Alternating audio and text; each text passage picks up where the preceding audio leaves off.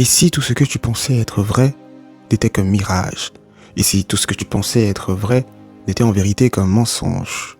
Et si, sans le savoir, tu traînes avec toi des idées qui t'empêchent de réussir, qui t'empêchent d'avancer, qui t'empêchent d'atteindre tes objectifs?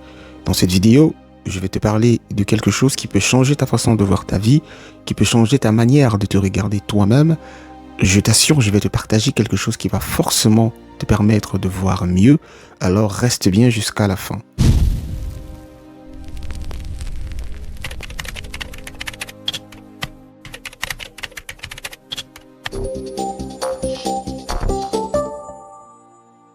Bienvenue sur la chaîne Yvan Inspire. Je m'appelle Yvan et je fais du contenu sur le dev perso sur cette chaîne. Si c'est ta première fois, n'hésite pas à t'abonner, à liker et à mettre des commentaires sur ce que tu veux voir sur cette chaîne.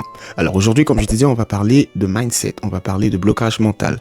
On va parler de quelque chose qui empêche beaucoup de personnes de réussir et comme je disais tantôt, le blocage mental. Et ce sont des stéréotypes comme ça qui ont éteint beaucoup de lumière, qui ont fait en sorte que beaucoup de rêves ne voient pas le jour. Et aujourd'hui, je vais parler de ça parce que c'est quelque chose que moi aussi à un moment donné je croyais, mais j'ai compris que beaucoup de choses qu'on pense impossibles ne sont pas impossibles en soi, mais sont juste impossibles à l'intérieur de notre tête. Avant de terminer cette vidéo, je veux parler d'une dernière personne, une femme aux États-Unis qui a marqué sa génération. Voilà, de temps en temps, il y a des controverses sur des personnalités publiques, ce n'est pas le sujet de ma vidéo, mais c'est surtout le parcours qui m'intéresse. Et je parle d'Oprah Winfrey. Une fois de plus, c'est une fille de mère célibataire. Je sais pas pourquoi il y a autant de mères célibataires. C'est vraiment un fléau dans le monde. Peut-être je ferai une vidéo là-dessus. Mais bon, c'est pas le sujet. Elle est fille d'une mère célibataire. Vous comprenez ce que ça veut dire? De grandir sans l'amour d'un père, sans la présence d'une figure paternelle. Beaucoup de personnes sont dans des situations difficiles aujourd'hui parce qu'ils n'ont pas eu un père pour veiller sur eux. Parce qu'ils n'ont pas eu quelqu'un pour les dire voilà le chemin à suivre. Et ça, je comprends. C'est tout à fait légitime. Mais c'est pas une raison pour rester là-dedans. C'est pas une raison pour se dire je vais rester dans cet état d'âme, dans cette situation à cause de ce que j'ai traversé. Non, non, non, non, non, non.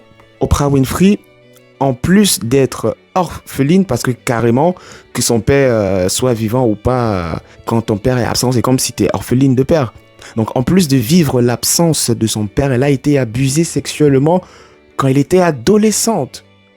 Mais le brisement, l'effroi que ça peut causer, je ne souhaite ça à personne. Vraiment, c'est pas le genre de choses qu'on voudrait que ça arrive à quelqu'un, mais ça a été son histoire.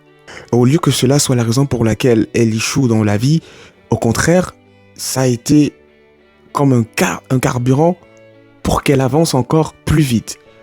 Elle a été chassée de son premier boulot parce qu'elle a été jugée trop émotionnelle. Vous voyez, des gens, ils ne comprennent pas par quoi vous passez. Ils ne comprennent pas ce que vous ressentez. Et donc, ils sont prêts à juger, ils sont prêts à prendre des conclusions hâtives. Sûrement que son émotion, telle qu'on lui a dit dans son boulot, était le fruit de son expérience, était le fruit de son histoire, était le fruit de son parcours.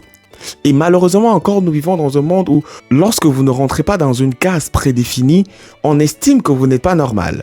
On estime que vous avez un problème et qu'on doit vous ranger dans la case des personnes qui doivent être mises de côté.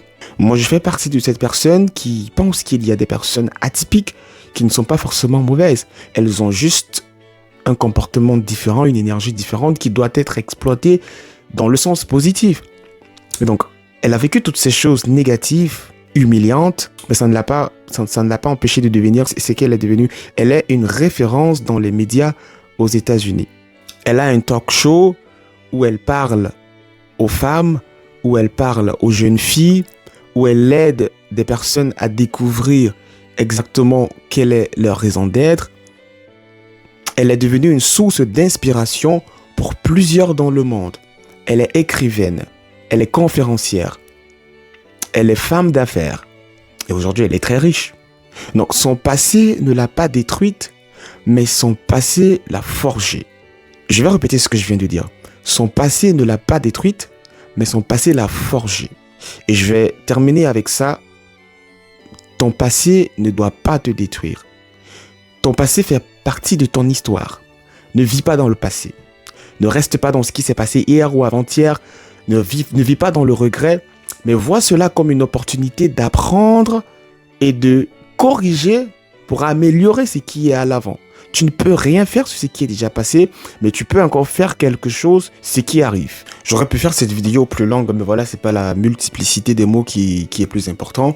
Ce qui compte, c'est que tu comprennes en fait que de un, il faut pas croire en des choses qui sont pas fondées. Tu peux créer ta propre route, tu peux créer ta propre histoire. Tous ceux qui ont franchi des échelons, c'est parce qu'ils ont cru en eux et ils se sont dit ils vont réécrire l'histoire. Et toutes ces personnes que j'ai citées, ce ne sont que des exemples. Il y en a plusieurs. On aurait pu parler d'autres personnes. Comme Tim Cook, le PDG de Apple, tout n'a pas toujours été rose pour lui. Ou alors Aimé Césaire, ancien esclave devenu intellectuel et politicien en France. Que ce soit en France, en Belgique, en Europe, aux États-Unis, en Amérique, en Afrique, en Asie, dans toutes les contrées du monde, vous allez voir des personnes qui ont su marquer l'histoire de par leur persévérance, de par leur audacité, de par leur résilience. Et si toi aussi tu veux marquer ton histoire, tu veux marquer ta génération, dis-toi, c'est pas avec une attitude de passivité, de loisiveté que tu pourras faire cela. Pose-toi juste la question. Est-ce que les pensées que je garde dans mon cœur me permettent d'avancer ou alors ces pensées m'enferment? Est-ce que la réflexion que je mène me permet de m'épanouir, de grandir ou alors elle m'enferme, elle me cloisonne et m'empêche de m'exprimer? Et voilà, pas besoin d'aller chercher des exemples dans les autres sphères de la société. Tu peux demander à ton père, à ta maman, à tes profs, à tes tontons, n'importe qui, que tu penses a fait quelque chose de considérable de sa vie. Demande-le, il te dira. Derrière toute gloire, il y a une histoire. Derrière toute gloire, il y a un chemin, il y a un parcours. Et parfois, c'est aussi intéressant de prendre un bout de temps et se dire, mais qu'est-ce qui s'est passé avant qu'il devienne ce qu'il a aujourd'hui, avant que je vois ce que je suis en train de voir. Tout est possible à celui qui y croit. Dis-moi en commentaire si tu as déjà traversé des choses difficiles, ou alors si cette vidéo t'a été utile d'une manière ou d'une autre, n'hésite pas à me dire en commentaire. Et dernièrement, s'il y a des choses que tu aimerais voir dans les contenus de ma chaîne, j'aimerais bien les voir en commentaire. Voilà, merci d'être resté jusqu'à la fin. C'était Yvan Inspire. Rendez-vous la semaine prochaine pour la prochaine vidéo. À plus!